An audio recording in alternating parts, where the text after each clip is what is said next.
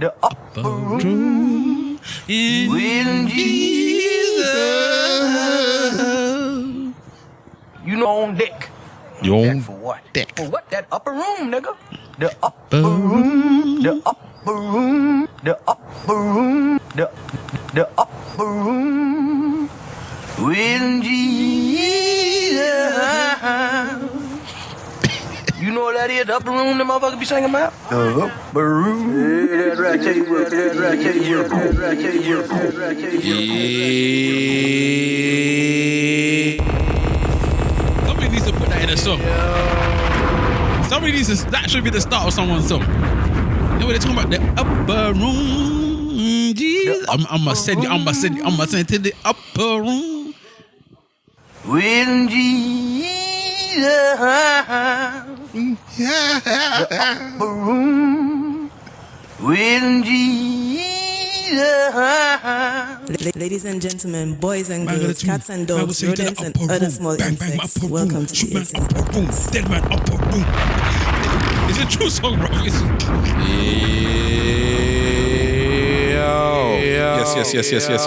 Ladies and gentlemen, boys and girls, cats and dogs, rodents and other small insects. The echo is back.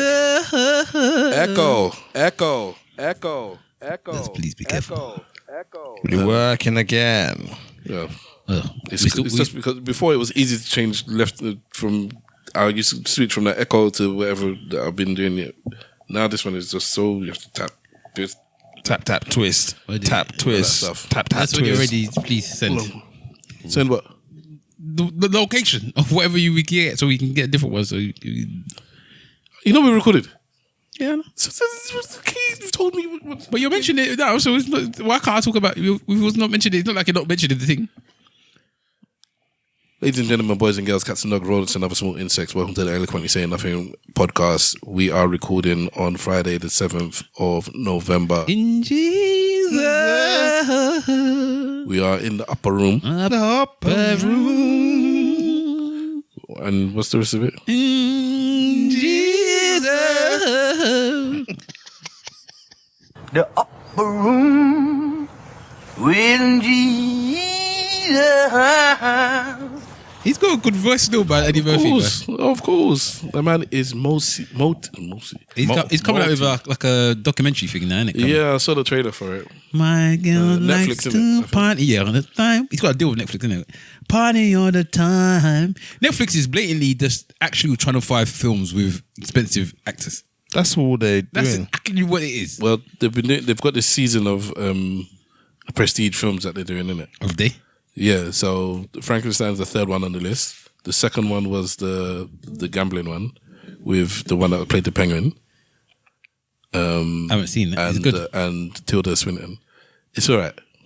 The first one was the one with Idris and the House of Dynamite, which I liked. I haven't seen it. Yeah, every week they're doing a prestige one. So today they dropped Frankenstein. Okay, let me watch a couple of them. In Jesus. They've been dropping them in cinema and then they for like a week or whatever, and then they come out. Somebody told me about the Idris one, but I had no idea. Even It's all right, you know. What's it called? House of Dynamite. House of Dynamite. So I checked that out. It's just the ending is a bit amazing, but other than that, you can't complain about the film apart from Why you mentioned the ending? If it was us now, we would say that. Why are you mentioning it for? I thought you had seen it though. I just told you several times that you seen it. Did I just tell you several times that you seen it? I mean, beforehand. Yeah, but then you mentioned it again. House of Dynamite. So now I'm going to be waiting for the end. Dynamite. House of Dynamite. Yeah, it's very tense. It's by the one that did the film with who's the British black actor that was in Star Wars, and he was in a bank or something. I still haven't seen the film. Boyega. Yeah, the film where he's placed an American, and I think he's got to rob a bank or something like that. I remember you saying you watched it, or maybe it's a racist thing, but it was very tense. I remember. Is that because they're in an ambulance or something? I haven't seen the film, so I can't remember now. But I just know the film. He's in it, and it's very tense. And that's the last film she did. Catherine Bigelow, I think. Okay. She did The Hurt Locker as well, which I need to watch again because that's the one she won. She won an Oscar for that. I can't remember even watching it. I don't think. And Black Hawk Down. I need to watch The Woman King again. You mentioned that last week or the week before. Oh, okay. Well, I just wanted to be done. Shout out Amber. My Stavros says this week. So Amber, that was on a couple of weeks ago with SA, shout them out. Is before we started recording, I was getting to know her, and then we realized we had this thing where we love our media, books and movies and stuff, and we were talking about Fleabag, and because outside we were chilling and we saw the foxes, and then she said, "Oh, like Fleabag," and You mentioned this on the pod as well. Yeah, but I've watched it again, and the whole series. Yeah, because it's 12 episodes. It's not even half an hour each episode. 2 seasons, 6 episodes each season. So I started watching it yesterday, and I finished it today, and it's so good. I wonder what she's gonna do next. Obviously, she's done Bond. Or she's still doing Bonds. I don't know. No, I don't think so. Who are we talking about? Willoughby or something. I forgot her name now. Fiona Willoughby or something. Willoughby. The one that wrote she wrote and starred in Fleabag. She did the one with the serial killer. Yeah, Killing Eve. She wrote Killing Eve. She was the showrunner for that. But I'm sure her name's Philip no, Willoughby or something. Willoughby. No, it's not Willoughby. But I put her on par with, in terms of writing and program, with the one that did Atlanta. Donald Glover. Donald Glover and her, for me, them two are just side by side. She was in Star Wars, the Donald Glover. What's the Solo? She was in Solo. She was the robot in Solo. So she did that. And then she's going to do something else now. I can't remember what it is, but she's penned to do something. As a writer, she's phenomenal. So what I do sometimes is when I've watched a program that I like, or a film I like, I go and listen to reviews of I think it's Phoebe Waller-Bridge. Phoebe Waller-Bridge, not Wallaby. It's the same as Blue you. and cream. Same as you. And so people, and what Amber said was that season 2 was so much better than season 1. I'm like, I can't actually remember it because we were discussing how my memory's so bad that I can watch it. So yeah, I couldn't remember season 2 proper. I can remember the first scene of Fleabag. You've never seen it? No, I haven't. The first scene in Fleabag is better than 99% of everything. And I mean the first 3 minutes of Fleabag. Oh my God, is this her? It's better than 99% of everything you've ever seen in your life. A Big Bold Beautiful Journey. That's the new one that I think she's doing. Okay. And I mean it. Just the first 3 minutes of Fleabag. The first 3 minutes of this TV show is better than 99% of anything you've ever seen in your life. Oh no, she's in it. I don't know if she's in it. What is the subject area of Fleabag? Have you not seen Fleabag? No, I have not. Fleabag is phenomenal. It's top 5 programs I've ever seen in my life. Fleabag It's about a woman. It's just about a woman and you can't even spoil it really because there's nothing to spoil. But it's just about a woman's journey. She owns a cafe and she's troubled. Okay, and it's just showing the ins and outs of her life. She's got a live one. Did you watch it? That was the way it started from. Oh. She had a one woman show, and then I guess somebody picked it up, and that's where the program came from. Then so season 1 is this thing, and then season 2 is just a whole nother flex. Something happens in season 2, and I was listening to the people talk about it because I started because obviously this thing finished 5-6 years ago. But then people are talking about season 1 and I said season 1 was excellent, and I was scared because there was no need for season 2, and season 2 came out and it was even better, and everyone's saying the same thing. Season 2 was even better, and now that I watch it again, it's like yes, it is. And something happens in season 2. It's got 100% rating on Rotten Tomatoes. There you go. How many things have 100%? It's just if you don't like. Sorry, that's the live one. It's 100% rating. Oh, okay. Well, so it must be. If you don't like Fleabag, I don't know if I can rock with you. Wow, is it that deep? Because me and you are just not on the same wavelength at all. And Fleabag is a British program, isn't it? Yes. Yeah. If you're not, I take it back, but I will judge you. Yeah, I mean, because I can rock with people that are all different facts. But put it this way: there are people that I don't rate them when it comes to football knowledge, or I don't rate them when it comes to music knowledge, or I don't rate them when it comes to TV. But if I rate you with TV and movies, so I'll put you two in that category. Yeah. And you come back and tell me you don't like Fleabag. I cannot rate you anymore. It's Fleabag is 100%. Like your opinion is a nonsense. Like I can't. So whatever else you're telling me doesn't make any sense anymore. Because if you can say it's not the best thing you've seen, even then I'm still. But if you tell me it's not good, I cannot rate you anymore. You're a nonsense. It got 100%. No. It's so good, and the thing that happens in season 2 is so. When it happens, you know the bit I'm talking about. Not you, rapper. It's something happens, and then it's like I've never seen this before. I've never seen this before. I'm not you. So anyway, that's going to be my stubborn. So I'll just shout out Amber because she reminded me because there's a fox that plays a part in the thing. Okay. And yeah, I'd forgot about the fox, and then I was like, oh yes, I see what she's talking about now. So there you go. All right. What did I say? It is now 22:20 on Friday the 7th of November. We are in the upper room. The upper room. And this is episode number 537. And your blood clot. Doesn't have the same twinage, does it? What's that? The echo. I mean, you can get used to it. No, I'm gonna have to change it at some point. Good lord. I've ridiculed everyone on the roster. I just want to say from the bottom of my heart, I'd like to take this chance to apologize to absolutely nobody. This double tap is what the he wants. Paid the cost to be the boss. You can't have. Careful of touch you fix. I'm a president. Yes.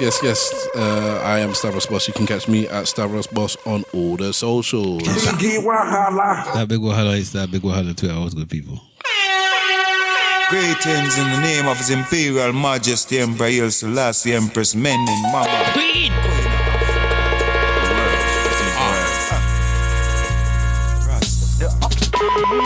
Gaza forever.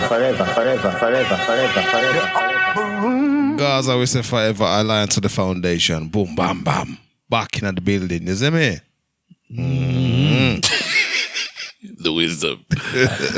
And somebody who really is in. The upper room. Shout out DJ Web Slinger. For in real. the upper room.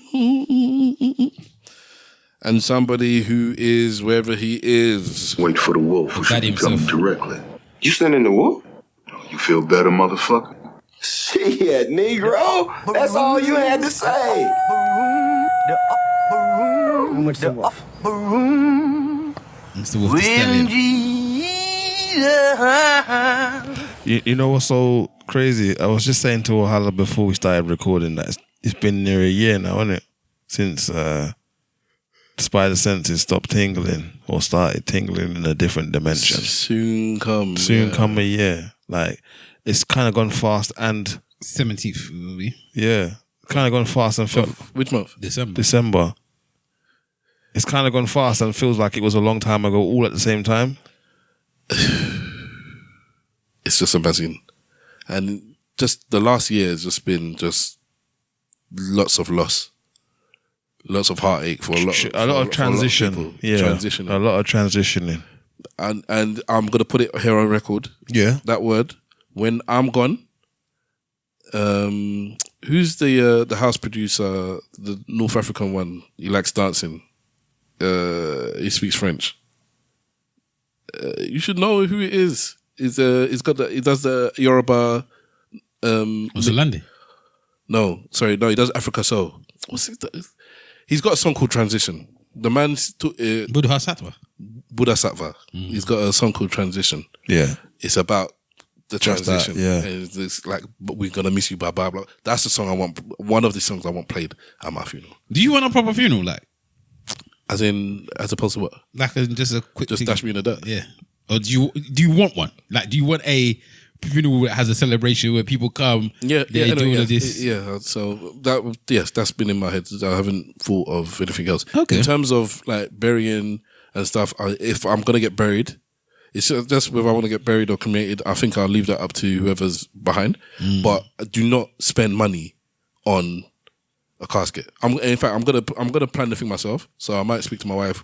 What would you prefer? I'll be cremated or buried, and then I'll buy a cardboard box. Basically, Get your coffee, no. I'll buy, because I've heard of people that say just do something cheap, but then when the person is gone, the people that are left behind say I can't do that.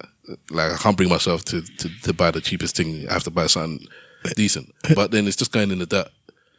So I'm gonna pay for my own funeral at some point. Designate how I want everything done, and then like I said, I'll ask my missus, do you want me to cremated or buried? Which one would you prefer? Indulge me in that, because you said it twice now. Which bit? The bit about what you want, giving your partner the option as to how your body is Disposed of. Well, like who's it for? Is that for you or is that for them? It's for her, innit? Otherwise I would decide for myself. You're gone, man. What's it matter to you? Like there are things that I That's want. why I was interested in why he asked the question. Even. But no, because there are things that I want. So like I'm saying, there's certain songs I want. There'll be poems I might want to put. Wow. Stuff like that. I never thought you'd be like this. I might actually recite some poems myself and have it played out. Oh my god! like a Tony Stark string. I'm out E3000 kind of thing. Yeah. Like something along those lines where it's like this is me talking from beyond. Blah blah blah blah blah. So yeah, why would that be surprise you? I would have thought you would have done a quick thing and be done with it. Like all of this palaver. As opposed to, so what about you? I want the quickest thing. Like I don't even want. If I could not even have people there, just bury me and go about your business. That's what I would do. But it's for them to decide what they want to do in it. But if you ask me, I want it to be a quick. I don't want it to be no long thing. I don't want it to be anybody spend no money. I want me to just be put either in the ground or bun up. I would probably think I'd rather be put in the ground than bun up though still. Just in case it come back again still, you know. Chat GPT and that. And then yeah, just go back. I don't want any fuss. The same way I don't like birthday parties, I don't want a big funeral or funeral that's gonna involve bare people. But again, if I die, it's up to the person that's leaving behind that wants to do what they want to do. But for me, I'm out this bitch. There's a poem. I definitely don't want no big party, and I definitely want no damn poets. Why don't you want a big party? You don't want you don't even want in death. I don't want a pleasure from you people in life. But you like enjoyment. I don't like enjoyment that much. Let us do enjoyment. No man, come on, man. Waste of money. Jollof rice is gonna eat though. Walt Whitman. That is the best jollof. Have you heard of the poem "Song of Myself"? No. By Walt Whitman. It's a famous American poem. There's a bunch of films that take parts of this poem from it. Before I knew about the poem, I would be watching these films not knowing blah blah blah. So that one I keep talking about with the one from Avengers, the brother Loki, the recent film that he just came out with. That's almost that whole story is based on a line from this poem, but you wouldn't know if you just watched the poem. I mean, if you just watched the film. But there's this bit in it where he's basically he's talking about living life. For me, the poem is a half an hour poem, very elaborate way of saying slack for life. Good. And towards the end of it, he's talking about passing on, and it's like basically life is no different than death, and yada yada yada. And there's this wonderful bit where he says, basically, when I'm gone, look for put me under the ground, put me in the ground that I love. If you wish to find me again, look for me under your boot soles. You will hardly know who I am or what I mean, but I will be good health to you nevertheless, and filter and fibre your blood. Oh my God! And I love that bit. Look for me under your boot soles. Like I'm here, just wherever. So, and that's towards the end of the poem, and he's saying like, when I'm gone, just I'm about it, and I'll be waiting for you. He says towards the last line of the poem is like, I'll stop somewhere waiting for you.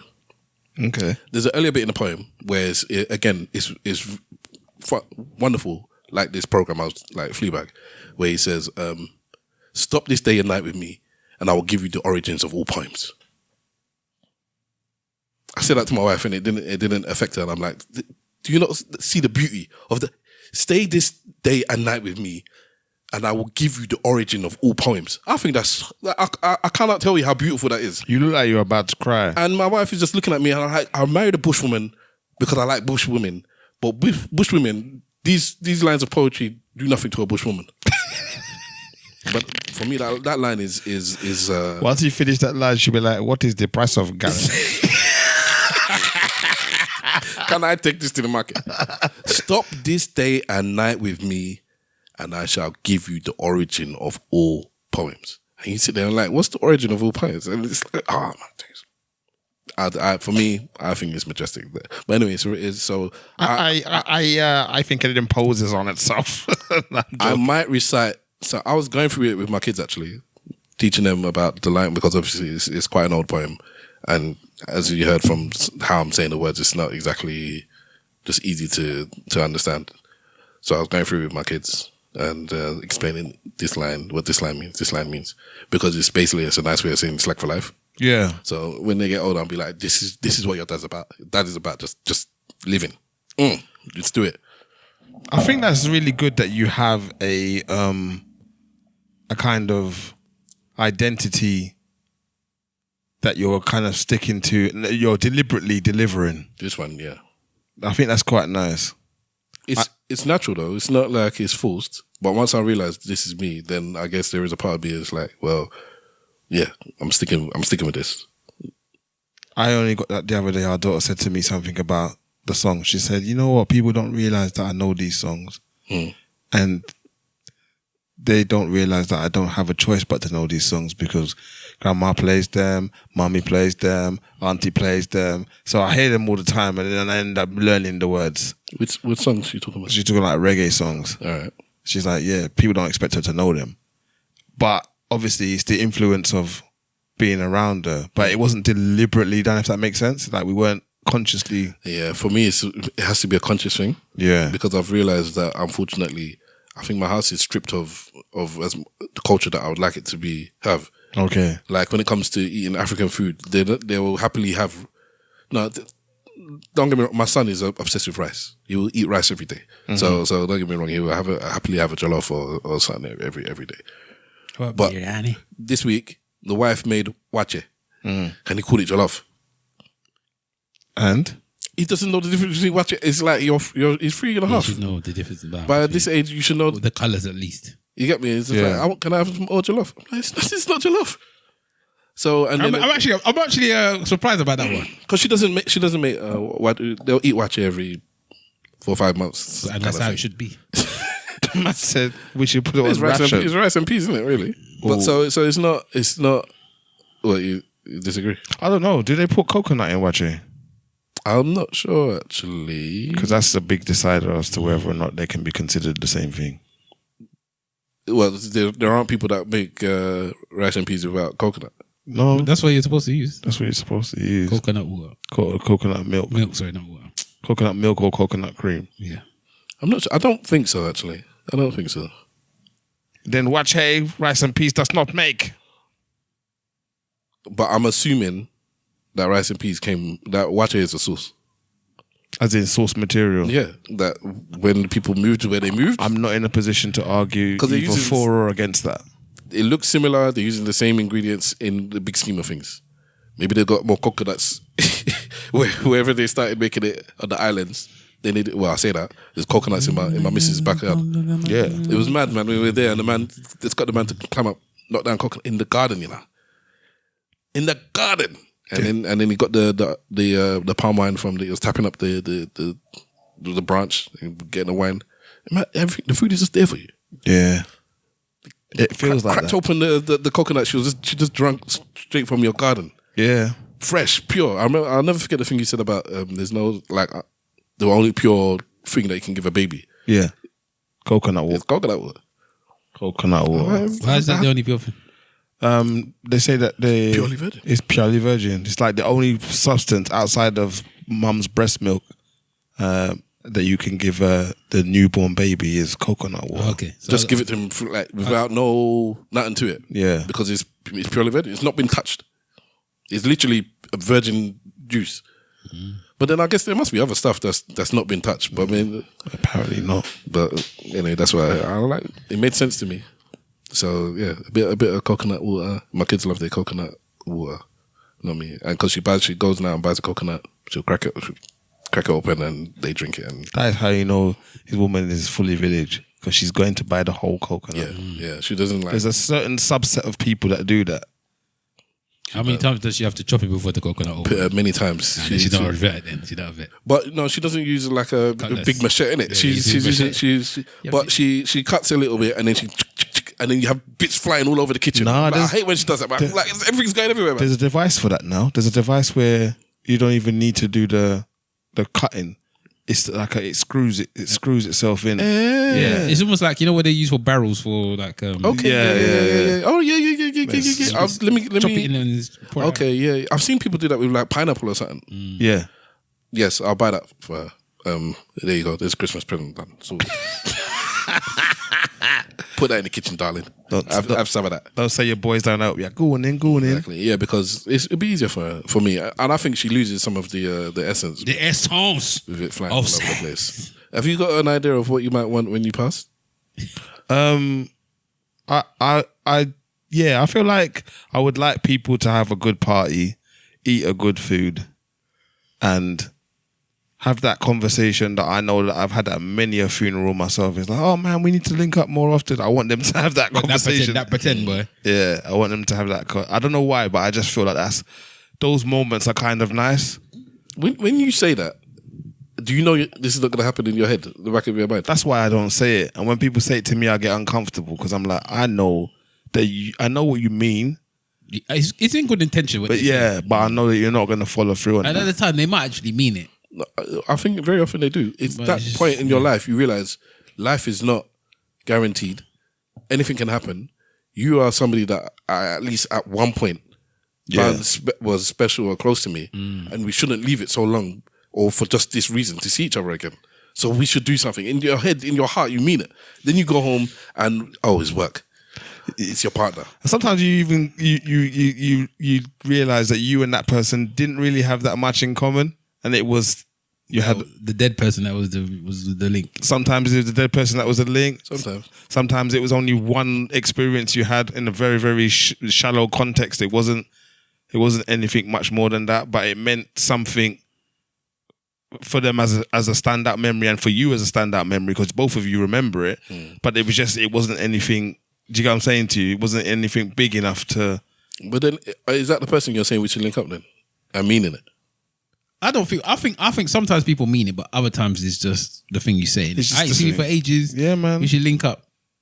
People say it all the time, man. And it normally comes when they say, "Oh, you ain't changed, man." And like when they say you ain't changed, they genuinely mean like they are happy and comfortable with the fact that somebody who they knew 20 years ago, who was of a certain mindset and a certain persuasion, is 20 years later is exactly the same person as they were. It's like almost like I was right to bet that you would be that person. That's what I get anyway. That's how I feel about it. I think it's more, if we enjoyed ourselves 10, 15, 20 years ago, I'm now transported back to that point. Because if you are the same person you are, then I can be the same person too. Yeah. Let's almost like I'm talking to you now. We're talking about old memories, and we're back in that time. Yeah, I'm, and a lot of people are nostalgic in it. Yeah, and the stuff that's happened since then doesn't matter. Especially now. when it comes to those kind of occasions. Yeah. Like you start reminiscing on good times. Yeah, whether it's with that person and the people now that are around you, and it's like these were the good times.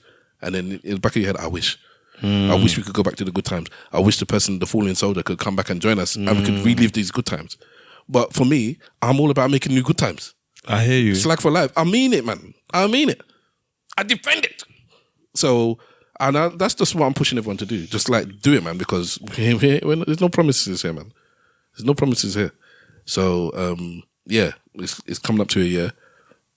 Fallen soldier, lost brother. But I've got all those memories and they ain't going anywhere for now, fortunately. I went through some photo reel on my phone the other day.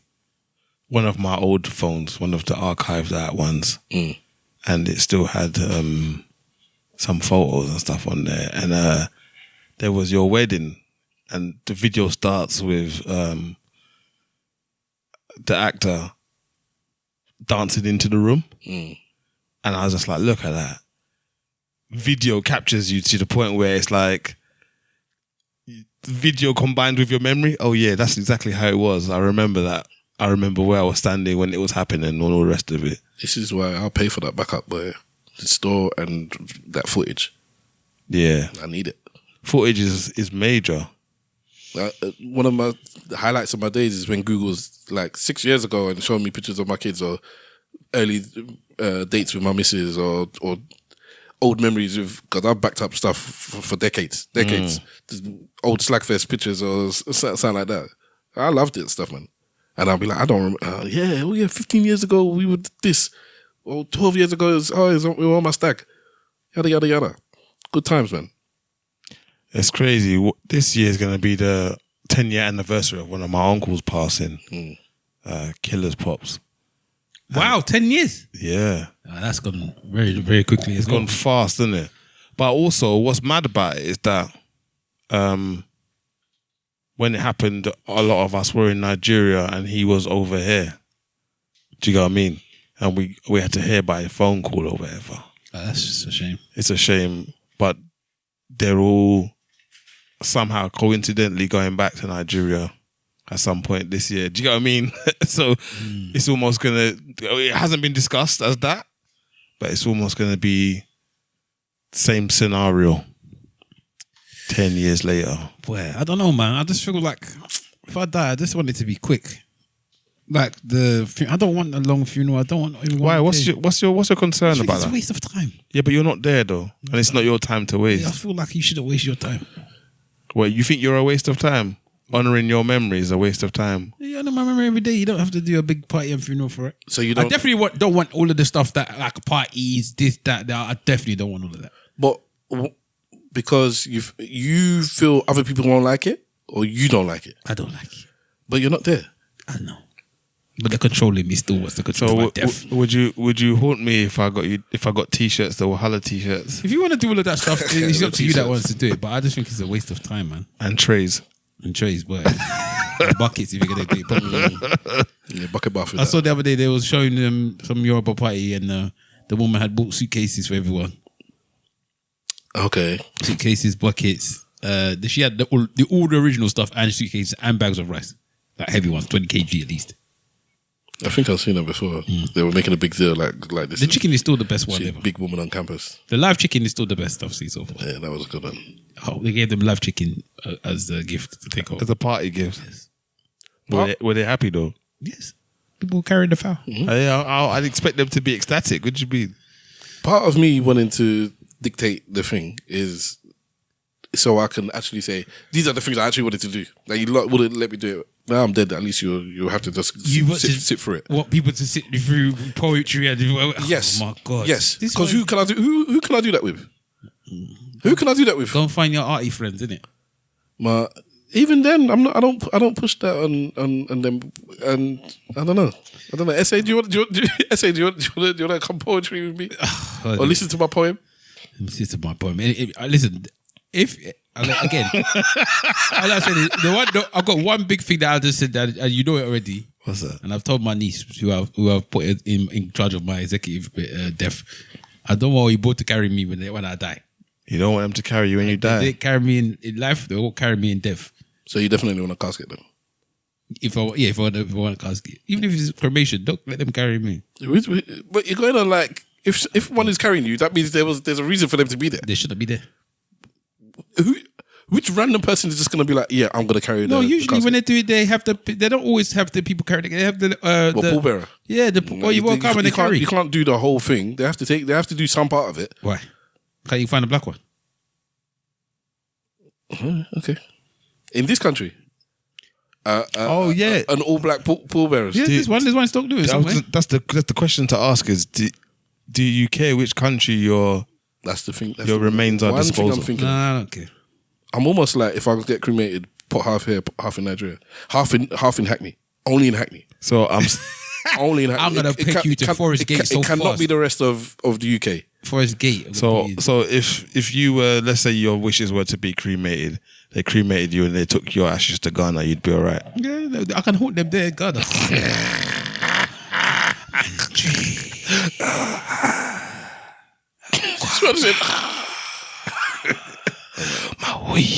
I'm actually gonna play you some of this.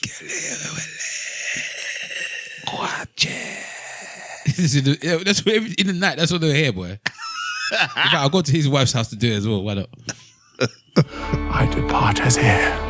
Listen, What's this? I have fused my flesh. part of the poem. No one cares about your poem, bro. Listen. And drifted. Watch us get taken off because of the poem that you went to go play. And to die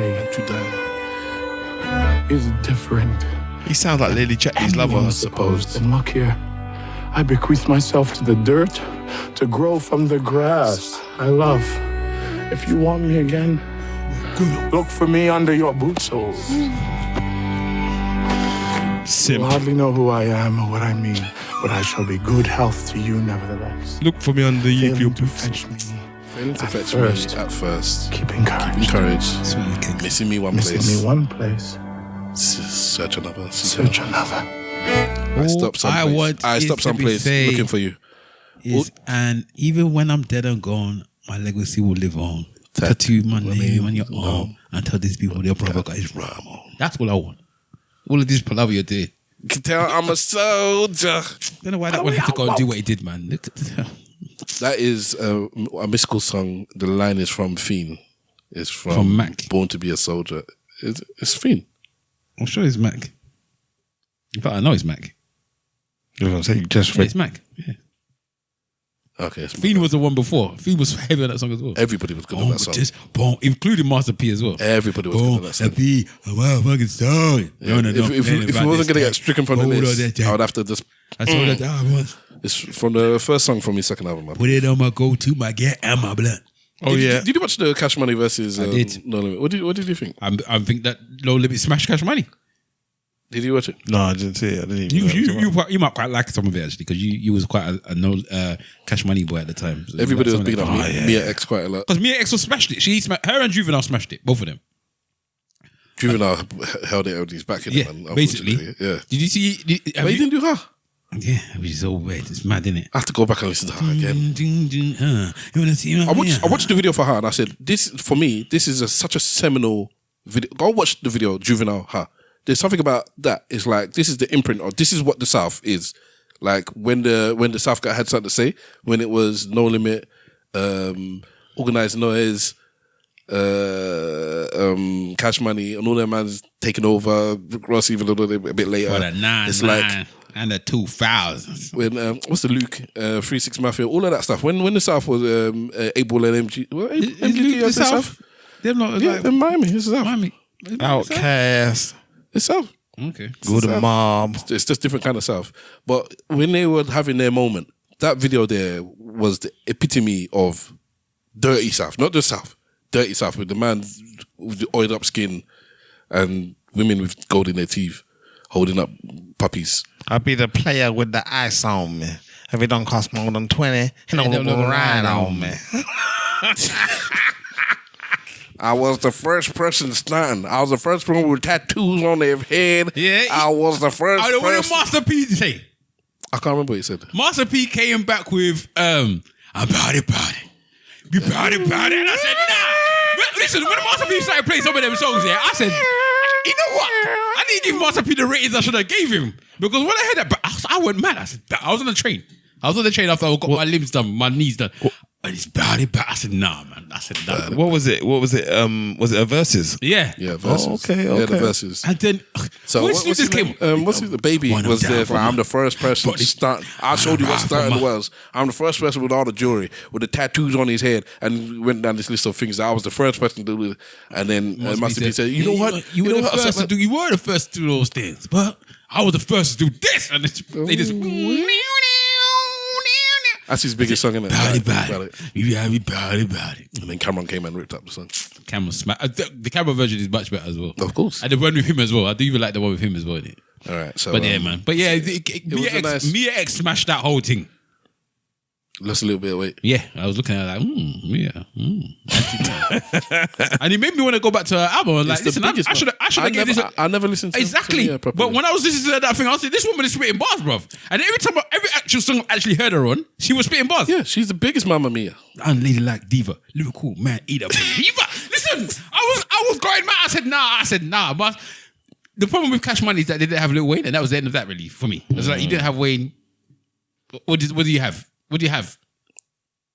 Wayne, I'm not a Cash Money boy. I'm not. Oh, he came with YMG, didn't he? He came Young Money. No, it's Cash Money, but they didn't have. He wasn't there, so they didn't do any of his songs. They played. Oh, you mean he wasn't at the at Verzuz? Yeah, but they played. And Baby was there cussing. Is it Turk? Yeah.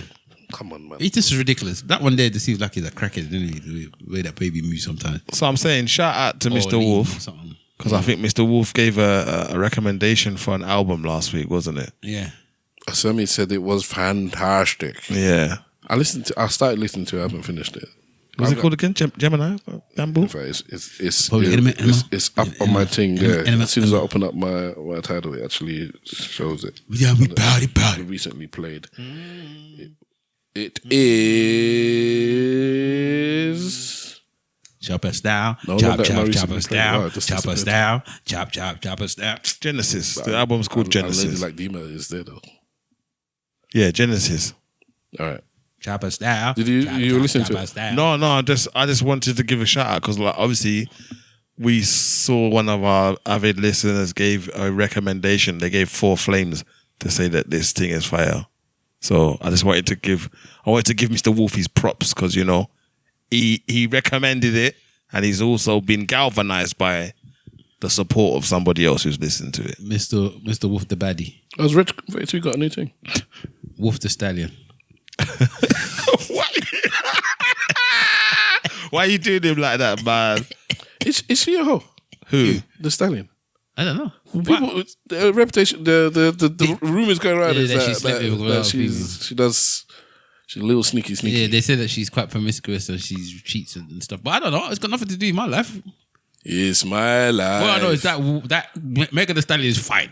You know when you keep saying you nearly cried the first time you heard Yoruba in the club or whatever it was? It's my life. That was my first time of understanding. Oh wow, there's a real Af that's popping in the charts. It's my life. It's my You know when some because actors so he didn't even try to pretend. It's my life. But he could have been Eastern European at the same time. Yeah, it's true. No, because the music sounded like an Eastern European kind of thing. No, but they all say the same thing. Ease my life. But that song was very big in Eastern Europe. Yeah, I know. But imagine other schools that say, ease my life. I know Russian people that... I think there's only like a couple of chromosomes difference between the Afs and Eastern Europeans. I reckon it's just like a little something that's changing between the two. Yeah, it's not. It's like even culturally they have similar behaviors. Yeah, everything is short. Like we got an Eastern European woman that's come to our business now, yeah, and she's very sarcastic. She's very short. She's very this, that, that, other, and the English people find her a bit thingy. And I'm like, and I find it very refreshing. Yeah, because it's like, well, she's just blunt. Yeah. But they're like, well, why do they have to be so? I was like, because why do you have to be pussyfooting around all the time? This is what I want to say. I'm going to say this. You get to the point. And that's what Eastern Europeans do. Bring meat. They will just say where Africans will say bring meat. Eastern European man will say bring meat. You're 100% correct. That is 100% true. I still love it when I go to the Suya man and I see the Eastern Europeans come to their jollof rice and this, that, and the other. I see, you see, you racist bastards. You still want that food, innit? Now that you've come over here and actually met us, you quite like us because we're the same. On that note, to move slightly to the side, they had the politician a couple of weeks ago who mentioned, I don't know if you mentioned it on the pod, where she said that she feels sick or disgusted or whatever seeing so many mixed race and black people on. Have you not heard of this? No. Neither of you had it? No. Oh, she said it on big radio. Seriously? Yeah. Tell us how you really feel, lady. And so basically then Labour come out and said, this is because... So yeah, they did this thing a couple of weeks ago where now it's like they've decided we can call the Reform Party racist. Oh, or some of their things racist. That's the new narrative. So yeah, now. Keir Starmer started it with when they had their Labour meet up about 2-3 weeks ago, and he mentioned that they have racist policies or they do racist. So it's like if you're not into politics, like for you to bring that word out, it's a big deal. It's not like willy-nilly they just said it. They had to sit down and discuss. You know what? Let's use this word. Racism. So he used it, and then this thing come out now, and it's like, this is racist. And I said, I don't know. I'll find a clip, I'll play it, and then you tell me if you find it racist, because then the Labour people came out and said, it's racist. So now we're discussing whether something's racist or not, because the leader of the Decepticons has decided that he wants to say this out loud. No, I'm asking because I think a lot of people would say that's a racist thing to say. That I hate. That it makes me. I think she said it makes me sick to see so many black people on adverts in the UK. Wow, golly! Can't even get a good advert these days. Although I did watch the Flash advert the other day where they was cleaning the house and I saw the blacks in there and I'm like, oh, a whole family of blacks. Not mix and match. Yeah, what is that narrative about? Like it's like it's not allowed to happen. With the whole family. Yeah. Usually it's a mix and match. Yeah, exactly. It'll be a black male with a white man. I mean, with a black white woman. So. Or the ones where they clearly have had children from previous relationships. Yeah, well, it usually means a mix and match with a mixed race child. That's what I see most of the time. In fact, there's a big deal about the fact of the new going by what Stav's actually about to play. There was a big deal about the new John Lewis advert. I haven't seen it yet. It's mixed race thing. No, it's a fully white people, and people are like, "Thank God, there's fully white people in the advert." Well, okay, let me play the thing. Damn, It drives me mad when I see adverts full of black people, full of Asian people, full of people that basically are anything. What's wrong other with that, than Sarah? white. What's wrong with that? Well, it doesn't reflect our society, and I feel that your average white person, average white family is like I agree with you, Stuart, not represented anymore. Is she the new Katie Hopkins then? She is a reform. Who knows? She's even got similar in the face, isn't it? Yeah, she's similar in the face, and she's got the same cadence as Katie Hopkins. Katie Hopkins is just an idiot, man. So there was that one, and then previous to that, about a week earlier, there was a Tory member, the one that tried to be the leader, the one that lost to Kemi Badana. Shout out, sister. Shout out, Sister Hope. And he said that when he was in a certain part of Birmingham, he was there the whole day and he didn't see one white face. One white face. And they said that's racist as well.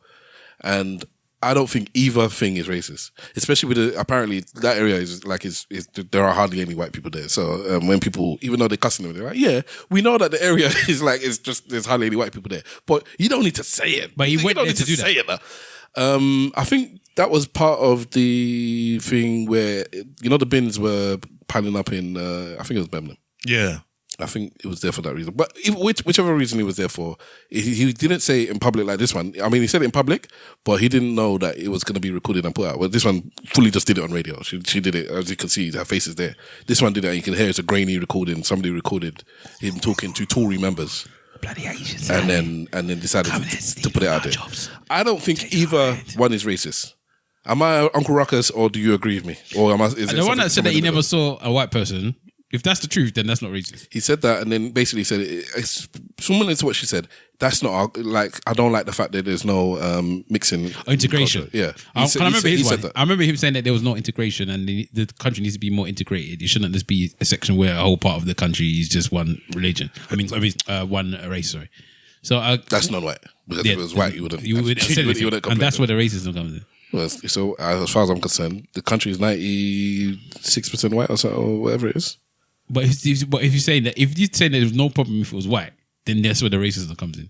If he was like, because so what if there's a one particular area where you shoved all of the Asians or all of the blacks or all of this stuff? What's the big deal? Because there's no integration. If the rest of the country is like that, it's like a cancer, isn't it? It's going to start spreading out. Yeah, but there's how many of the places that is he going to go to an all white place and say there needs to be a black face in there somewhere? No. Then that's the point, is it? So then that's where the racism comes in. Who does integration benefit? It depends how you look at it. Some people say it benefits everybody. Some people say it only benefits the people that have the outsiders. If I'm putting it in commas, and some people say it more benefits the natives. That now they get a bit of whatever the culture may be, whether it's the food, the lingo, the way of thinking, but I guess ultimately more people that say it's beneficial would say it's beneficial for both sides, and I would agree with that in terms of you learn from the others. You take the bits that you feel are good, and you don't have to adopt the things that you feel you disagree with. So I think a lot of people in this country that come from backgrounds where their parents weren't born here, what you hear them say is that in my house, it was like India. In my house, it was like Ghana. In my house, it was like Poland. But in the streets, I picked up X, Y, Z. So, but at the end of the day, I learned some of the language. I learned how to do this and that in this country. And I also learned on the traits that my parents wanted to bring from back home as well, whether it's the food and the music and some of the language and whatever it may be. So you're getting the term the best of both worlds. Because I think if you have a conk, let me just stick with Nigerians. If you have a really conk Nigerian household where they teach you the language and they teach you the food and all that stuff in this country, then I think it's potentially is better than. Let me not chat rubbish. I don't know. I was going to say being back home and having no taste of another culture. Nah. Have you I don't know. have you noticed? Well, you just flow back, so you might not know. But you heard about all of these prisoners that's been let out, yeah? On accident. Yeah. I've heard of 2. It's been free. Oh. But what I found that we know of. What I found so interesting, apparently it happens all the time. But what I found interesting, is that they, especially on Sky News. Sky News, I don't because I'm not a person that looks at what side people are on. What I don't know what side Sky News are. I don't know if they're Tory or Labour or left or whatever. Okay. But they seem to always, whenever I spot things with them, they always seem to have things that are like, this is very right wing type things. Yeah? All right. So anyway, the first one that got released was a guy that was. He's an immigrant, basically. That's what matters anyway. He's an immigrant guy that committed East African, I think it was. That committed a sexual assault or something, and they released him early. Yeah, yeah. I think he's back now or whatever. Yeah, that one. And he's been deported. They've been deported, but okay. But he I think it's 7 times or 4 or 7 times. One of those 2 numbers. He came back and like they tried to get rid of him. He kept like, "You're making a mistake," and they're like, "No." So he did. He had no intention of running. He kept coming back saying, "I shouldn't have been left," and they kept kicking him out. That's amazing. So so there was that one. So the sex assault immigrant was let free. That was the headline. The headlines, yeah. Right? The bait look. Yesterday, an Algerian guy got let free, or the day before. Foreign prisoner was allowed to leave. Yeah. Again, that one was there. Then a guy named William Smith. Was let free. All I saw was prisoner named William Smith was let free on. No description of ethnicity. No local man or nothing. British man or whatever. Why did it matter that the other one was foreign? They didn't have to say. They could have used his name the same way they could have used the other person's name. They are doing it. In this case, I'll disagree with you because both of those people were meant to be the 2 of them meant to be the Afghanistan one was meant to be deported years ago. During COVID, he should have gone, but because of COVID happened, he got lost in the sauce. He should have been deported. So you could have just said Afsar Mohammed or whatever his name was, has been let free from prison. William Smith went back, by the way. I'm coming back. He handed himself back in. It was applicable Should be out here, mate. to the current state of to make it as a news as to make it fear-mongering. Yes, fear-mongering. Let me stop. If I was a news person in this current state, in this country, if this happened and there's somebody that should have been deported, I'd be doing a disservice to my readers or to my listeners or to my viewers if I don't tell them this person should have been. But they didn't mention that. They just kept on saying foreign. If you read into it, then because I know because it's not the headline. The headline is this foreign. It's on the news, isn't it? Foreign person. Yeah, but when they carry on, they'll be like, yes, this person should have gone 6 years ago or whatever it is they did. It's only because of COVID happened and he got. So he's just been in prison for 6 years longer than he's supposed to be. No, it should. I don't know. Actually, he should have been deported. If they come to the UK, we deport them. Yeah. I just like only these people. They did it before. I watch it all the time. It's when they were talking about they did it a lot with Israel and Palestine. The way they describe things. Yeah. Go on then. Like, so what was the one that they saw? What were they? There was, man. It was about something, and it was the way that I said it to one of my colleagues.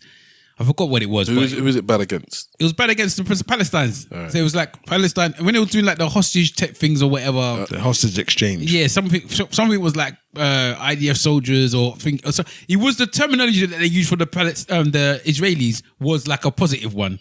And the ones that they used for the Palestinians was negative. But they were exactly the same thing. So you mean like expat and immigrant? Basically. Yeah. Immigrant, migrant, expat. Basically, and I was just like, do you see how the news decides what they want to make you feel when you read it or when you watch it if you're not looking correctly? But yeah, man. What did Malcolm X say? If you're not careful, newspapers will make you love your enemies and hate your brother or something. Or however, I'm paraphrasing. Well, that's happening now anyway. You can see that going on every day. It's been happening for every single day. When in my world of FBA or whatever it is as well. You need to filter the news. I need to come out of the FBA, bro. I can't believe you're still seeing all this stuff, man. I'm very lucky, but I don't use Twitter as much. You need to come on. Maybe you just need to come on Twitter, man. I hardly go on it actually now. I see the black on black abuse, man. It's too much. So okay, so the knife on the train.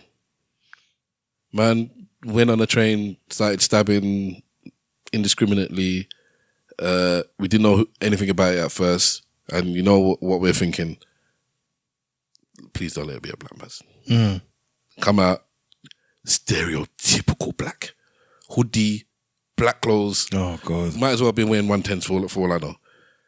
And then you see the racismo. And the guy's lately got mental health issues. Yeah, racismo online. It was incredible. They said he was screaming Allah Akbar. Wait a minute. Yeah. So at first, because they didn't know who he was. First, he was a Muslim that was screaming Allah Akbar on the train. They thought it was 2 black people as well. It was actually only one. Yeah. And did you see how they said that one was a black, British, black, just black, and then another one was a Caribbean man. Was a Caribbean, but they didn't mention his race. Yeah, just a man of Caribbean descent, and then the one of Caribbean descent got left free. I think he was even trying to help them. Yeah, I think he's just got picked up in the yeah, because somebody said they saw 2 black people doing it when it was this one. And then you see the video of the dude beforehand. I saw a day beforehand, not even before. A day beforehand, going into a barbershop, threatening people with a knife. You could see that. And they called the police. Did you know that? No, I'm not surprised. They reported the man to the police and said this man, and the police said, "Oh, we're going to look into it," and didn't. Well, paper trail is there, boy. Yeah, this was on video of the man basically coming in. If the man's not there when they get there, it's not like you can look around for the man that's got a knife in it. There's somebody on the street that is walking around with a knife. This is they always know someone's description when it suits them. Yeah, and this guy is big. He's not like a small guy, you know. I felt sorry for them because the man walks into the barbershop and they all ran to, apart from one guy that was getting his haircut. That stayed. The one Oyibo dude was like, "I'm getting my cut, bro." He was like, who's this? I was like, wow. Was everybody else, which rightly so, man coming with a knife, screaming. He stood by the door screaming. You can't hear what you're saying. No, he's just mad. That's mad. And he just walked out. But this is the thing, yeah. This is my problem. Okay, yes, these are of black descent, yeah. But he's got mental health. The amount of killings, murders, that stuff that have been added into, like giving like their own like story or whatever around it. Yeah. When it's just a mad person, for me, is incredible. Yeah, but you have to understand that these crimes are a communicative piece for the government. Do you get what I mean? How so? Well, you can run a whole regime with this, can't you? A tragedy has happened. You might not have been the cause of the tragedy, but you spin doctored the shit out of it. I think you put yourself forward to be seen as being active. I think that the fact that they found that video of him the day before doing what he did has potentially saved a lot of what Stav was talking about, racismo and thingy around it. Because now they can't. I don't think so. They can't, no, because they wanted to make it a terrorism thing. But now that they've seen that the guy is blatantly a mad person. No, straight away they said it's not a terrorism, and people were like, "How can it not be terrorism? Exactly. How can it not be terrorism?" Exactly. But when you see him behave like a mad person like that before, you know that he's just mad, isn't he? He's not this guy. He's not a terrorism thing. He has an imbalance. So it's like, there's people out there probably going, "Oh God, I wish he was for Muslim or he had a long beard or whatever." Because they were saying I don't think the man was saying that. You know what I mean? So well, when people panic, they can paint a mazine amount of pictures in their brain when it's all popping off. I do wonder whether or not in countries maybe like somewhere like South Africa, well, I suppose they probably won't care if they're like us. When you're the minority and the news people come up and you literally are. Because I was in a group chat with me, one of my Nigerian ex-colleagues, and the other 2 are Asian Muslims. Yeah, so bang. We do this often. Bang. There's been somebody that stabbed somebody on the train. Do we know where it is? No. Then we're all waiting to see whether or not they're ethnic. Yeah. Which one of us is the one that they're going to come for us? Yeah, that's normal, man. Like, which one? And you're just out on bated breath. And it's mad to hear. And probably people go like, how can you feel like that? We're all begging it's a white person. Yeah. Thinking in our brain, we hope it's a white person. But it's not. Because you understand the collective punishment that comes if it's one of your group of people. Even though you had nothing to do with it, you don't know them, you're nowhere near it, you know the splashback that comes from that. Especially if you in any way feature the person who did the thing. So if they're big and you're big, that's it now. Let me behaviors link up. Let me ask, what percentage of the UK is white British? Oh. White British? Yeah.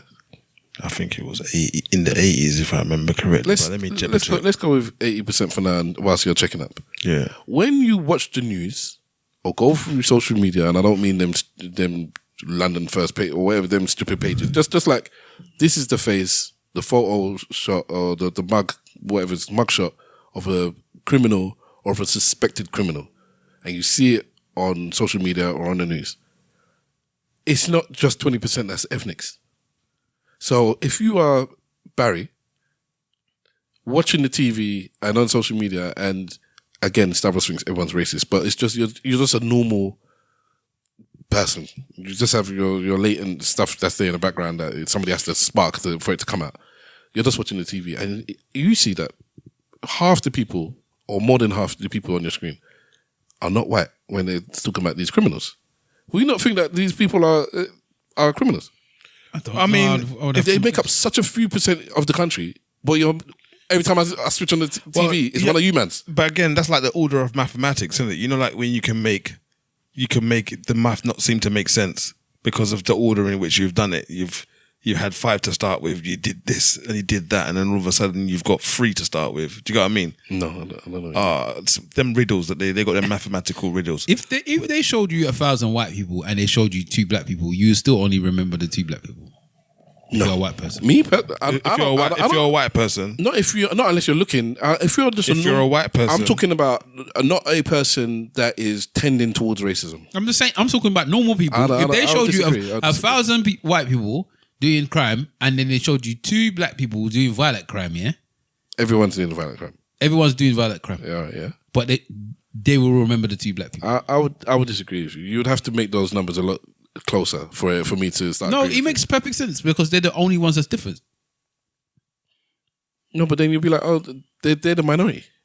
You wouldn't see it as a bad. They only stand out because there are so few of them. Okay, listen. Everyone's racist, anyway. From the little that I've seen when they were talking about these paedophile gangs and these Pakistani gang, all this business, when they actually showed the actual when they showed the paedophile rings that have been going on and the ones that have been the cases that have been thwarted or whatever, I've seen bare photos of white men, varying ages between late 30s and into the 50s and 60s, yeah? Mm. Like when you see the mugshots, the police mugshots of the paedophile rings that are not Muslim, you're like, what? And these were around in the same time that the Muslim stories was big? A lot of them got convicted. Pakistani stories were big. They like you see what you're talking about, where it's like the minority one, they've just zoomed in and blown it out of proportion in such a way where if you look at the other side, you're like, well, there's 150 of them there. There's 20 here, and we knew about that 20 because that's the one that they reported on. Some of them, sorry, just to touch on it, because some of the times they don't actually, again, almost like I was saying, similar to the other ones, they will show the pictures of the Pakistani ones, and then they won't actually show the pictures of the white ones. Yeah, they'll just tell you the name. Yeah, they'll just say ring in North somewhere, blah, blah, blah, blah, blah, has been arrested, and they won't show the pictures of them. Okay. All right, so according to 21 census, 81.7% of the population of England and Wales identified as being from a white ethnic group. White British people made up the largest share of the group with 74.4% of the whole population. Let's do the 74. Let's do 3/4. Yeah. So 3/4 of England or Britain. Of England and Wales. England and Wales is white English and Welsh. Yep. Yeah. So it's 2.5 out of 10. And I don't think it's 2.5 out of 10 in the criminal statistics. Although I guess I'm a London bias, and no, those stats won't be. Yeah, that's that, and that is the point. That is exactly the point. What we see here, as far as mugshots are concerned, are very much to do with England and London, and London specifically. No, it is, but a little bit. And you have to remember, this place is, and they've said it already, is racist.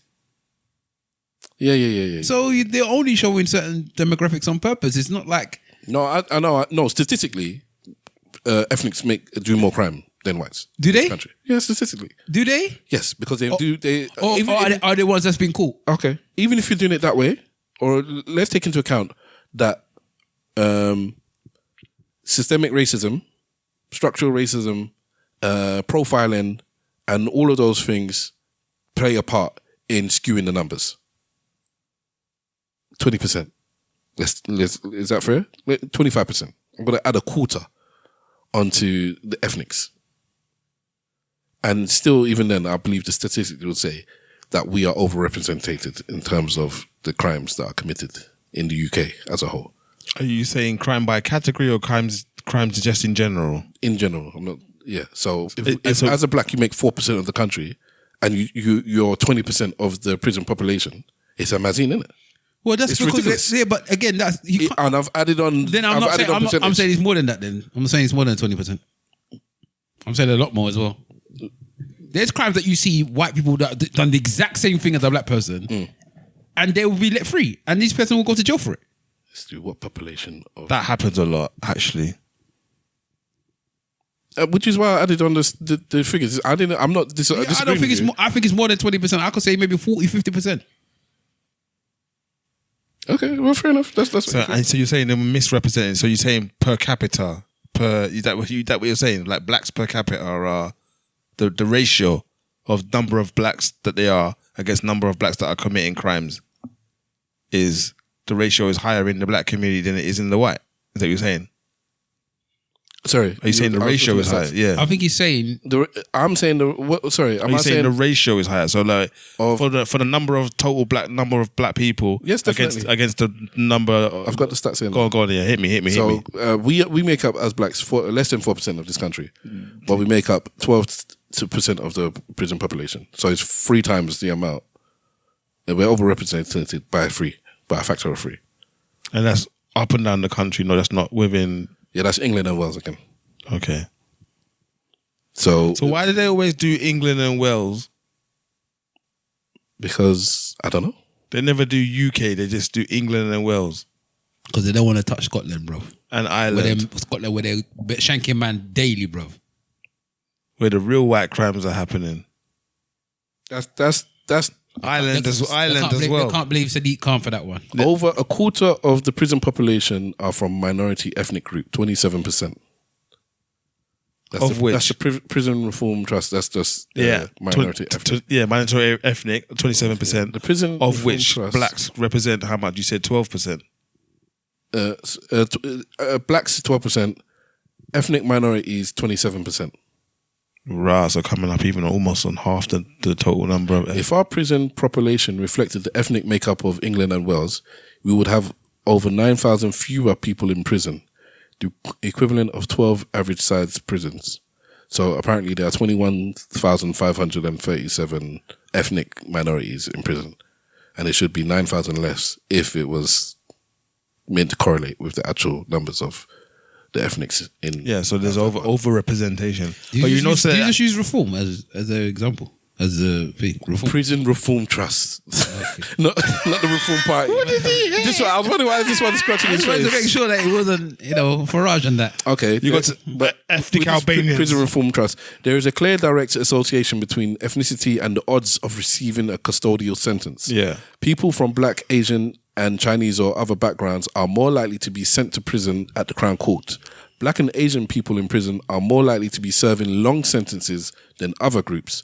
Black people and people with a mixed ethnic background serve a greater proportion of their determinate sentence in custody than white people. Because it's slavery. So even if the white person gets 10 years, black person gets 10 years, and the white person gets let out after 6, and the white person gets let out after 7. Sorry, did I get that right? No, you said white person let out after 6. Yeah, so that's what they mean by that. So you're more chance of going to, let's say, because I'm going to add mine on top. You're going to get more chance of being stopped and searched. More chance of being caught of doing a crime that your friend was doing beside you. So not necessarily like you weren't necessarily doing the crime, but you're more likely to be caught. Then when you go to prison, you're more likely to when you go to the court, you're more likely to be charged as guilty. Forget even that, because I'm not guilty. Go about your business. Yeah. You're more likely to be guilty. Then when you and your white co-part both get done and you're both guilty, you are now, as the statistics are saying, more likely to be put down for longer. Yeah. And then when you're both in there, even though he got 7 years and you got 9, he only does 50% of his time and you do 80% of your time. So you're more likely to spend more of your time doing it. So it's the stacks is rated against you highly. So I added all that into the equation. I don't know what the percentages on that. I said 25%. I added it on top. I don't know if that's you count that as 25% or 50% or 100% or whatever it is. I don't know. You haven't even included the social economics as well that comes alongside of it. Again. But then that's I don't want to include that because that's everyone, and I know that that's everyone. If you're poor, you're poor. If you live in a ghetto, you live in a ghetto. If you live in a hood, you live in a hood. Not only ethnics live in the hood. But the majority of, I bet you, again, the same way that you're talking about the ratio of they all live in the hood, isn't it? Yeah, so a white person that lives in or that goes to a certain school that gets caught with Charlie is going to get a slap on the wrist, and somebody that is from Tottenham might go down. So yes, but then that's not a race thing. I said the ratio of how many black people would be in the lower income places will be higher than everyone else, which then will push the crime. But anyway, it is what it is. Me no want no bling bling. Me no want no pinky ring. Rest in peace. It's depressing stuff. Give me the microphone. I will start to sing. All right. Okay. So, but you guys, you did not answer the question. What's the question? Is it racist to say? Yeah, one of them. I said the first one is racist. The one about the adverts is racist. I think both of them is racist. And I don't see white people as racist. And because they won't say it about white people, so that's why I said it's racist. Okay. And Simple Simon. I think the first one, yes, is racist, and the second one, what was it again? I was in Birmingham all day. I didn't see a white face. I don't know if I find that racist. I only think that's racist because I don't think he would do it if he was in a white area, and he would. No, if he didn't talk about the integration part after, then maybe I might say different. Because him just saying that he don't see a white face is fine, but then when he started to say that they need to integrate, I don't think he would have said that if it was white people and it was only white people in the area. He wouldn't be saying no. They need to throw in a couple of Pakistanis and some blacks. Then that mouth makes me feel like it's racist then, because you only have a problem when the area is full of people that don't look like you. But then. The reason why I didn't think it was racist is because I know that whenever I go back to Africa, for example, if I see a white person, I'm like, oh shit, that's the first white person I've seen all day. Because the majority of the people that are in the country are African, they're not white. And I've seen a white person, so I've seen a minority. So I would actually say, oh my God, shit, I saw a white person today when I'm in an African country. But then would you then say, oh, we need to integrate?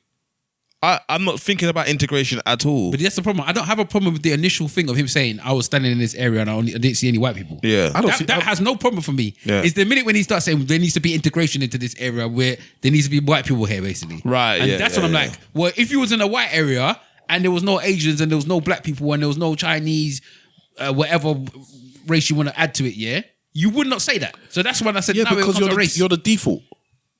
So okay. So because you're a default, you don't need a little integration in your life. No, because I'm the default. I make up 75% of the country. There are obviously going to be areas where there is nobody but me here. That makes sense. But statistical sense. It's not about. It's not even. Doesn't mean that there's still no integration there, and you're saying integration is a problem. No. That's what he's saying. Okay, let me explain it in a way then. So we're saying that you're in an African country. And you're in a place and you see the odd white person and be like, wow, I've noticed that's a white person. Then you walk, you drive into the next borough or whatever it is, next village, and you see the exact opposite. You don't see any black people. There is no way you can say that, oh, this is a good thing that all these people came from wherever they are and they all collected here. And in essence, because end of the day, at one point, that person, that area would have been majority black. And now it's minority black. All the black there's an exodus for whatever reason. It's not a positive thing. I was listening to a report from Africa where it was a Jamaican in Ghana. He has a Jamaican Ghana or Jamaican Africa kind of group or whatever, where he's blah blah blah blah blah. He's left Jamaica. He's gone to Ghana because of the return to Ghana. One year of return, he went there to promote something. I think he did a film or a documentary or something was to promote it. He loved it in Ghana so much, he decided to stay. And then he's gone up on that path of dealing with Jamaicans. And so when the person, but he was talking about the issues that are happening in Jamaica with the hurricane. Yes. Right. So they were talking about that. And he was talking about how we're going to do a fundraising, yada, yada, yada. Then the person that asked him, where you stay in Ghana? Is there an enclave where it's just, and the man said, no. No, I'm not one of those people that came to Ghana just to settle in an area where there are no Ghanaians. He said there's an area there, and the news person must have known the area. She's like, it's not just Jamaica there. He said, no, it's just whoever's come from wherever, they seem to settle in that area. But he's like, I was never going to go to Ghana and just be in that area where there are no Ghanaians. That's not right. Yeah. But there's going to be people being in Ghana where like, I don't like that area. Yeah. Where everybody's come and they just come here. Yeah. No, I've firsthand heard people say that, and that's in Africa looking at other black people, and even then it's like this. I don't like that. It's not righteous. It's just what this is now just your area in our land. Yeah, I don't. I have no issue. Huh? Did they put them there? Somebody decided I'm staying there. Somebody else joined them. Somebody else joined them, and then the government did in some cases. The government, because they made the land available to those people there, and that's why certain areas in England. There are only certain people there because the government put them there. When they first came, these are the areas where they told them to settle. That's right, something. That's where they told them to settle. So, either which way. That's why you got the problem that you got now. Because you put them there. Yeah. You can't go Southall no more and not see, or you can't go Southall and expect representation of white English people. You just won't get it. I still think anyone wants to have that beef, boy. Brick Lane, they're gonna have that beef with, boy. Mile End, Brick Lane, them places, areas there where they're already complaining about Whitechapel's got too much non-English words on the tube station and stuff like that. They're complaining, so I don't know. Yeah, I mean, so you don't know Southall, though, do you? Of course I know Southall. It's different gravy, mate. Look, Southall's just Asians. That's all it is. Yeah, whereas where you're talking about is a bit more of there's just pure ethnics. There's other people, and because of where it is, there's other people there. It's a commuter area, so people are even just passing through. Southall is just like this, or certain parts of it anyway. It's not everywhere in Southall, but chunks of it is like this is us, bro. I don't know how I feel about the signposting in a different language in another country. I don't know how I feel about that. Again, it's what represents that part of the area. Yeah, it might, but like, all right. So, for example, Chinatown do it, and I think Chinatown. And I don't know if they actually do the signs in Chinese for the road signs and road markers. That's what I'm talking about. I'm not sure. I don't think. I don't think they do it. I'm not sure. I'm not talking about that. I'm talking about just the tube signs. So on the actual tubes themselves in Whitechapel. Some of them might be in Gujarati or. But that's what I'm saying. Some of the road signs are like that as well. Yeah, the road signs as well. Yeah, some of them have in English and in. I don't so that's what I'm talking about. I don't know if any other area. Even on the Brick Lane, I swear on Brick Lane itself. Yeah, there's it's there in whichever language, one of their languages. And I don't know anywhere. I don't know any other. Yeah, I don't know any other people that do that in someone else's country. Well, they didn't want to do it. They can't force it, innit? But then, you don't have an issue with Chinatown. What about that? Yeah, Chinatown seems a bit different. No one has a problem with Chinatown because China. This is what they say. When you don't impose upon yourself, they say you just keep yourself to yourselves. Suddenly, it's not a problem because what's the difference between Chinatown and this place that this guy went? Because Chinatown is that's what it's actually called. It's there. It's quite small. I don't know why it's there, but there's a Chinatown everywhere, or in many countries. Exactly. I don't know how big they are in like maybe San Francisco or New York. I know in London the Chinatown is tiny. It's just a tiny little square footage. Okay. Slap bang in the middle of central London, and it's there almost like as a celebration of China. You have Chinese markings, Chinese architecture, and then Chinese restaurants and blah blah. But and then you have the lanterns, and that's it. It's like if you need a little Chinese thing. If you come from somewhere and you're Chinese, you can go there almost like a touristy spot. It's more touristy than anything. Whereas some of these other areas we're talking about, it's not a touristy here. It's not there for everybody to come and enjoy. Brick Lane is. Yeah, Brick Lane very much is. It's okay. I guess it could be on Airbnb. You know they have the tour thing now. There could be come to because get yourself a curry. Which country is Bangladesh. It? Little Bangladesh in yeah, but that's the thing that it's the area isn't promoted and marketed as being of one culture because it's not a homogenous culture. You've got the Bangladeshi, you've got the Pakistani community, you've got the... But it's majority Bangladesh. In that area is Bangladesh. Yeah, mostly Bangladeshi, but then you will have others as well. So, but it hasn't been marketed as little Bangladesh or what have you, if that makes sense. If you're an outsider, all the Asians look the same as well. Some of that. Whereas in Chinatown, it's like, you can kind of guess, you can kind of bet they're Chinese. Yeah. Even though everybody will look the same to the outsiders. Yeah, again. Okay, all right, okay. But I co-sign you with the road sign things. Yeah. I get it, but It's a bit far, there's a when somebody if Billy is saying I hate seeing road signs. I understand why you say it. And again, maybe call me Uncle Ruckus. I don't know, but no relation. I don't see it as racist as well. Yeah, I wouldn't say that as racist either. And I'm not saying there can't be racist meanings behind it. Yeah, intent and undertones. In and of, by itself, just that line. I don't like living in UK and seeing 40% of my adverts have ethnic minorities when you make up 20% of the country. Or you make up 10% of the country. Everything matters. For the same reason why I was saying it's a bit weird that Hollywood has got so many Jewish people in it and they haven't got, like, how is it that they're all very good at acting or directing or anything to do with movies? It's the same misrepresentation, isn't it? But that one, again, is the same as what you're saying. If people being pushed into an area, when the Jews were in America and they were pushed to do that, that's what all they did. It was the same as, why is there so many blacks in Tottenham? Because they push you all there. Why are there so many, this area we're talking about in Birmingham, why are there so many Asian people there? Because they push you there. Why are there so many Jews in Hollywood? Because they push them there. They made a successful business. And like what always happens with the Jews, when they start making money, everybody's loud vexed. Why are you making money? Why are you controlling things? You pushed us here. You made us do this. So if you go back into the origins of Hollywood, it wasn't obviously because it wasn't what it is now and what it was before. It's two different things. It wasn't profitable. So they decided to do something. They were doing this. This was their niche. They got pushed into doing it. For them to get loans or to do this or to do that, they had to work with each other. They built up their own community, Hollywood. Why did Jews run Hollywood? Because they started Hollywood. Jews started Hollywood. So when people say, "Oh, it's racist," it's not racist because them started it and it gets passed down and whatever. That's how business works, isn't it? So it's what it is. Yeah, I think there was that film I watched with the dude that did the drumming thing when he did his film about the birth of Hollywood kind of thing. It's a mad film. Okay, but that's part of it. It's a Jewish thing. Okay, it's a Jewish town. It's what it is. Hollywood wasn't Hollywood, right, man? It was almost desert. Just wasteland. All right. Let me. Is there anything? Should we talk about? You can if you want. Okay.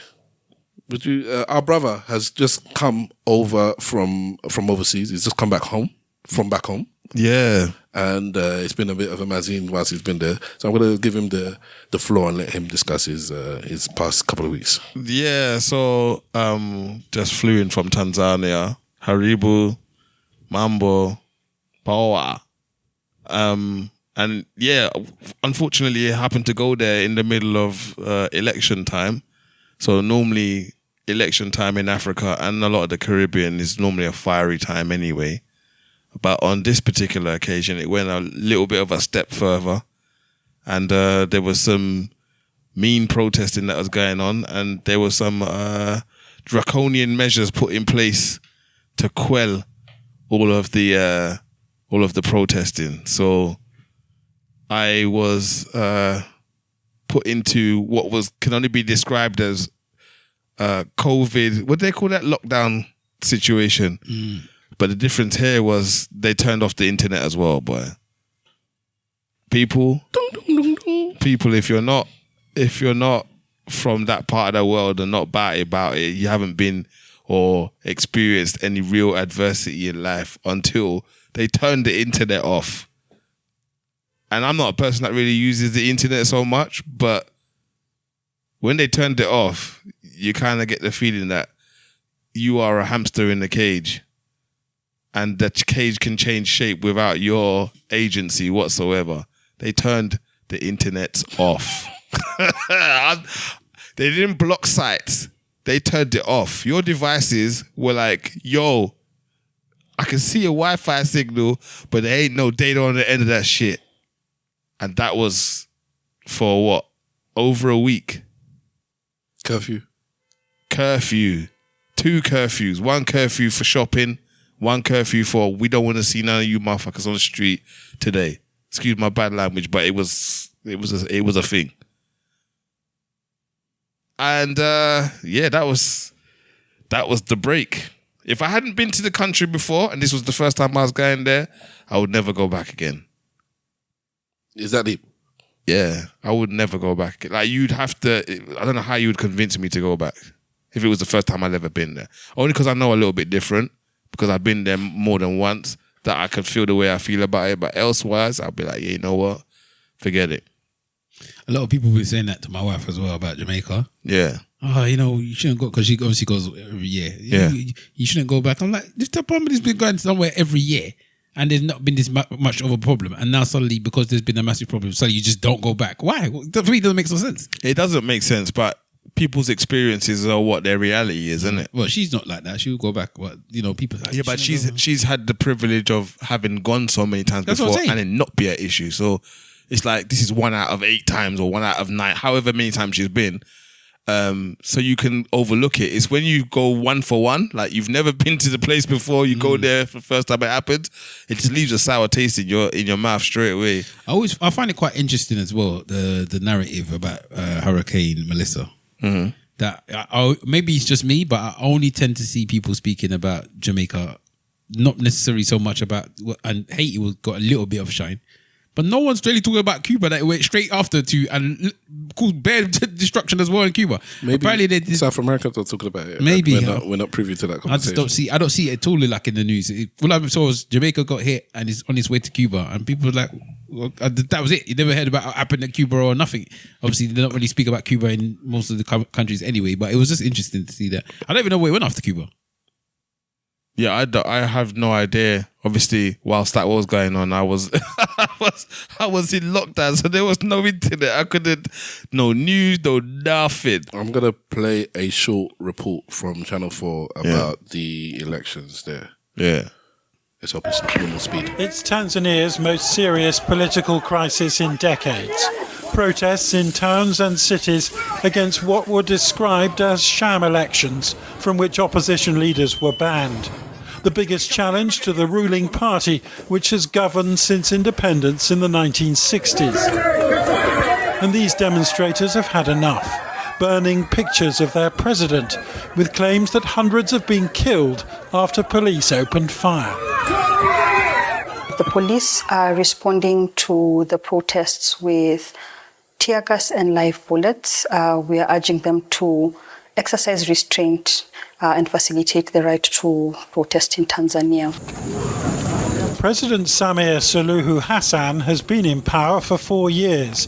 Today, Tanzanians were told she'd won by a landslide, over 97% of the vote, though foreign election observers and the opposition said the poll was neither free nor fair. We are in a situation where it is sort of a coronation. So Samia is trying to reinstate herself in the reins of power without being elected by the people.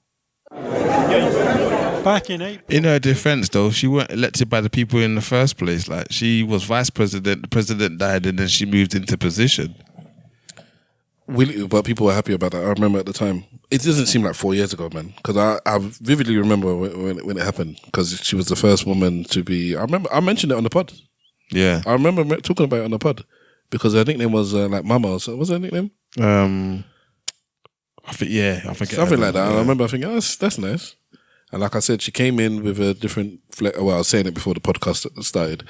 She came in with a bit more of a softy touch. I think they had banned certain asset. The press was banned at the time. So the previous administration, leader, it's the same with the administration. The previous leader had Magufuli had banned some of the press, and she opened it up to that. And she did. There was a second thing that she did, and people thought, "Oh, there's a bit of hope here." I don't know if she was there beef with what's the company that the country that they linked with again. Zanzibar. Yeah. No, there's no beef there. Okay, but there was something else. Maybe she opened ties with a country that they had a beef with or something. There was a couple of things she did right at the beginning, and people were like, oh, this is different. And then after a year or so, man. sorry, Power corrupts. Yeah, sometimes it could be. It's not even her that's doing it. It could be like all the powers that be around her. Is like, wait, otherwise you're not going to stay in power if you don't do X, Y, Z. Or so I don't know, because why did some of these all of these leaders can't all be bastards? They can't all be. Is it? How do only delete? How? Because if you think about them, they're from an exclusive pool of people, aren't they? It's not you don't have wide public access to the elite leadership of countries. So yes, it can be possible that they're all bastards because they're actually from their own pool.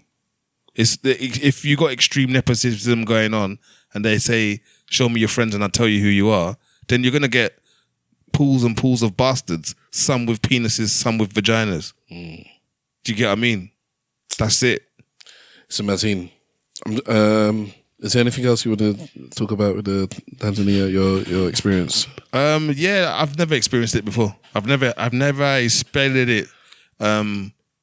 And again, it's not the same scale or level of war and conflict that's going on in some places, but you have to take the opportunity to actually, give thanks and be grateful, even if it is just by fluke that you are born or you live in the country that you live in, where this level of disruption isn't something that's regular. And it makes me sad for the people that live in places that just unfortunately happen to be the back garden of conflict. Do you get what I mean? Back garden of conflict. More poetry. Yeah, so I came away with some gratitude. Yes, it's the best way to come away with. Well, and then with the revolutionary mindset that we have to crush the powers that be. But that's another story for another day. Thank you for sharing that. Yeah, man. I don't know. Again, my feelings go out to the people as well, because a lot of people died there, and it was quite savage in the streets. You know what I mean? So you could see it from your after you've even after the curfew and everything was lifted and they said, we have to make things go back to normal. You're driving through certain areas and there's blood in the streets and all them kind of stuff, because who's cleaning up? It's the local people. It's not government led. Do you know what I mean? It's crazy. And the police there are enforcing the government, whilst the army is looking after the people. It's different, and it's a shame because Tanzania won I think they got the #1 spot for holiday destination or something like that. Okay. Just recently. Things will die down. Eventually. You say that, but wasn't it? Tunisia was the hot spot, isn't it? And then that thing happened with the hotel in Tunisia, and then all of a sudden you don't hear Tunisia being talked about as far as holiday destinations concerned. I'm not saying that people don't go. I'm just saying it's not talked about as a holiday. It is. It's not put up there like... It is. Maybe you might not see on the thing, but if you go to the websites or you go to thing, they heavily push Tanzania and with good prices, very good price. So for me, I know that Morocco became a thing recently. There was a Egypt wave where everybody was going to Egypt. Obviously, Dubai is where it is, but I don't see that same energy for Tunisia anymore. But there's a load of people going to Tunisia, man. Trust me. Even me, I might go there because it's just so cheap. Well, there's a reason why it's so cheap then, I guess, as well. Yeah. So maybe you're both right. Maybe it's being pushed, but back then it was £500 all inclusive. Now it's £250. And the reason it's £250 is not because of inflation. It should have gone up, but it's gone down because we have to drop our prices because of troubles that we've had. So this is the way we have to incentivize people to come back. Shout out the Irish. Yeah, it's sad, but the troubles. The troubles, yeah. Yeah, so the younger generation, it's sad, but it's also interesting because the younger generation are... Which make up most of the population. Which, yeah, they're rightfully fighting for their future. 97%, you know. Yeah, no. If people don't even give you like realistic statistics. In the slightest. 97% of the vote. Some of them, they're always in this stupid, like the 90-something percent. Apart from that one I mentioned that I said is on his 9th term. I think his one was like 53% or something like that. He won by 53%. But then almost you start thinking, oh, well, maybe it's real then. Maybe they do actually like him. Yeah, well then that's a sophistication of it, isn't it? He's learned the dark arts in such a way where he's like, maybe, let me give them statistics they can believe. Yeah, the next person I think was like 30-something%. So then someone was like, okay, that sounds realistic almost. Like major minority. Okay, all right. I'm going to make this a short one because I have to catch my train. That's yeah. I just want to touch on Congo. There's stuff going on in Congo. We know about it. We spoke about it before we started recording. Unfortunately, we had a problem with the mixes. We didn't get around to talking about it on the pod. But our heart goes out to the people there. Obviously, DRC stuff is still going on there. The stuff happening in Nigeria where they're talking about the Christian... Trump is saying that he's going to send in the troops to this wasted country, Nigeria. And a lot of the Nigerians are saying, as much as we don't like Trump, our country is a waste. Nigerians can't be proud of their country right now. It's ridiculous, but they're talking about the Muslims killing the Christians. There's more to that story than just there. I'm doing some research and then I'm going to get to the point. Yeah, it's about minerals, isn't it? Where I haven't gone down that road. I'm just looking at the facts of who's killing who. Yeah, because the Muslims are killing the Muslims as well. But yeah, because they're killing everyone. And so I'm just trying to be a bit more granular in terms of that. I haven't gone into all of that stuff. Yeah, I'm not even going down there yet. I'll leave that to you. No, because the reason why I went down there is because China has apparently said that they're not giving their rare earth metals or whatever it is. They're no longer trading with USA on them things. So the USA is having to find new sources for these things. And unfortunately or fortunately, Nigeria happens to be one of them. It's not... Rare earth is not actually, contrary to the actual term, it's not rare, it's everywhere. And it's not exactly necessarily hard to find and mine. What's it's hard to do is to refine it or to the next part. My friend. And China do it because China don't care about pollution. So... They have like 90-something% of all rare earth that's being what's it called when you processed? Yeah, is in China. So it's not the major issue. It's who's going to process it, and China's the only one that's processing it. So I hear what you're saying, but once they get it, then what? They're still going to send it to China. They ain't going to do it in America. I know, man. Me that has to go and exactly. Yeah. So then why are you upset on my behalf? Because you just go on. All right. Okay. All right. Church notes and goodbyes. Start off with Big Wahala. Big Wahala Big Wahala is the good people. See you later.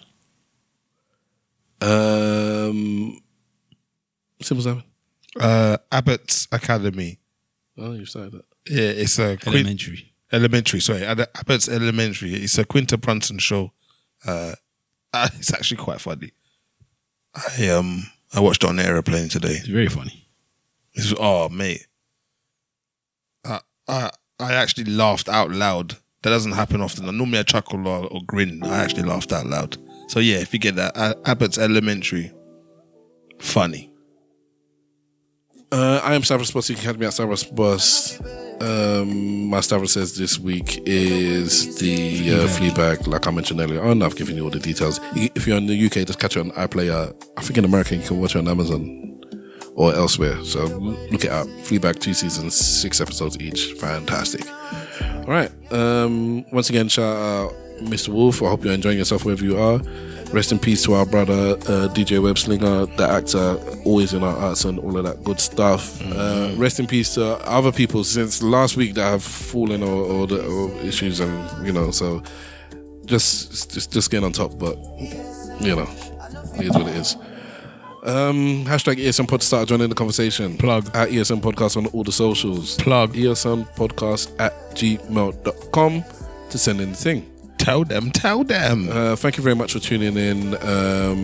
Blessings, love, go forth and multiply, stay positive, and I will let my brother say his thing. Remember, if you ain't saying nothing, Say it well. Say it well. Say it well. Flag for life. Say it well. I know Fleabag, eloquently saying nothing.